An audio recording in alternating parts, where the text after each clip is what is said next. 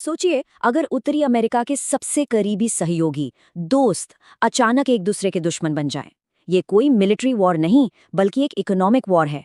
हम यहाँ 2025 के एक काल्पनिक लेकिन पूरी तरह से सोचे समझे उत्तरी अमेरिकी व्यापार युद्ध की कहानी को समझने जा रहे हैं। ये जो चौंकाने वाला आरोप है, ये सिर्फ एक पॉलिटिकल बयान नहीं था। असल में ये उन घटनाओं की एक पूरी सीरीज का नतीजा था जिसने उत्तरी अमेरिकी व्यापार को हमेशा हमेशा के लिए बदल दिया। तो चलिए देखते हैं कि हालात इतने कैसे बिगड़ गए। देखिए, इस तूफान के आने से पहले ये समझना बहुत जरूरी है कि आखिर एक व्यापार युद्ध होता क्या है और उत्तरी अमेरिका के लिए दांव पर क्या लगा था। एक व्यापार युद्ध को देशों के बीच एक इकोनॉमिक बॉक्सिंग मैच की तरह समझिए। गोलियों की जगह वो टैरिफ यानी इंपोर्ट पर लगने वाले टैक्स का इस्तेमाल करते हैं। ये एक के बाद एक जवाबी कार्रवाई का सिलसिला है, जहां हर कोई दूसरे पर आर्थिक सजा लगाता है। 2025 से पहले उत्तरी अमेरिका की अर्थव्यवस्था एक बहुत ही कॉम्प्लेक्स मशीन की तरह थी, जिसके सारे पुर्जे एक दूसरे पर निर्भर थे। सामान और पैसा बॉर्डर्स के पार आज़ादी से आते जाते थे।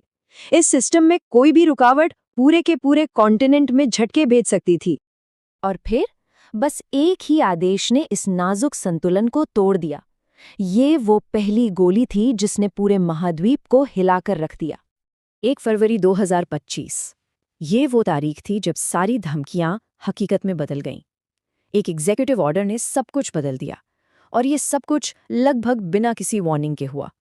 हथियार, एक भारी भरकम 25% का टैरिफ, ये सिर्फ एक नंबर नहीं था, ये एक आर्थिक भूकंप था। इसका मतलब था कि कनाडा और मेक्सिको से आने वाले लगभग हर सामान की कीमत रातों रात 1/4 बढ़ जाएगी। तो ऑफिशियली इस कदम को देश की सुरक्षा और अमेरिकी अर्थव्यवस्था की रक्षा के लिए जरूरी बताया गया।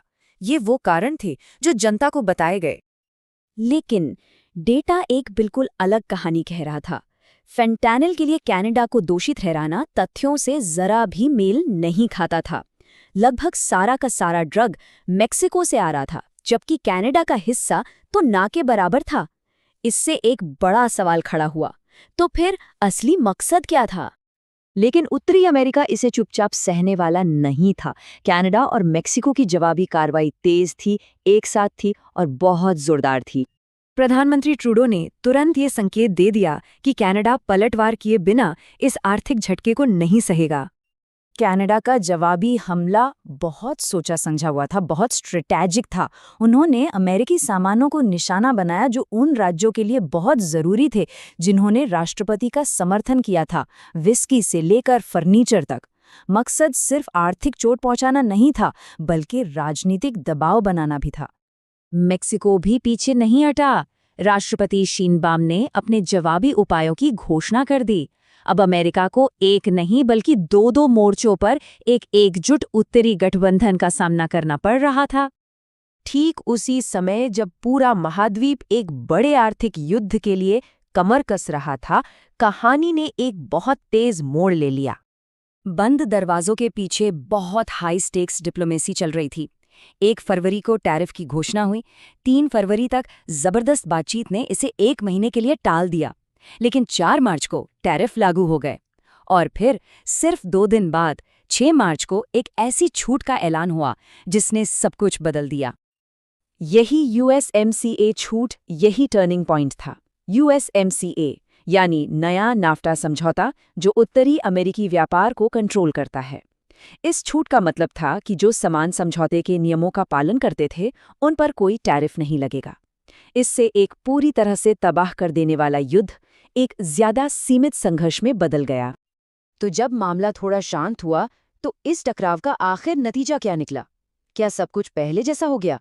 इस संकट ने अमेरिकी टैरिफ के लिए एक नई और बहुत ऊंची बेसलाइन सेट कर दी। भले ही पूरा युद्ध टल गया, लेकिन टैरिफ का 2.5% से 16.8% तक उछलना, इसने ग्लोबल ट्रेड के पूरे नक्शे को ही बदल कर रख दिया। लेकिन सबसे गहरा असर शायद रिश्तों पर पड़ा। 91% कनाडाई लोगों ने कहा कि वे अमेरिका पर अपनी आर्थिक निर्भरता कम करना चाहते हैं। ये सिर्फ एक आंकड़ा नहीं था, ये दशकों के भरोसे के टूटने का प्रतीक था। तो ये व्यापार युद्ध भले ही अपने सबसे बुरे रूप में टल गया, लेकिन इसने उत्तरी अमेरिकी रिश्ते पर गहरे और हमेशा रहने वाले निशान छोड़ दिए, जिससे भविष्य की बातचीत के लिए एक बिल्कुल नया माहौल तैयार हो गया। 2025 की इन घटनाओं ने एक बहुत बड़ा सबक सिखाया कि दशकों में बना आर्थिक एकीकरण दिनों में बिखर सकता है। और ये ग्लोबल कॉमर्स के भविष्य के लिए एक बड़ा सवाल छोड़ जाता है कि जब भरोसा टूट जाता है तो क्या व्यापार कभी पहले जैसा हो सकता है।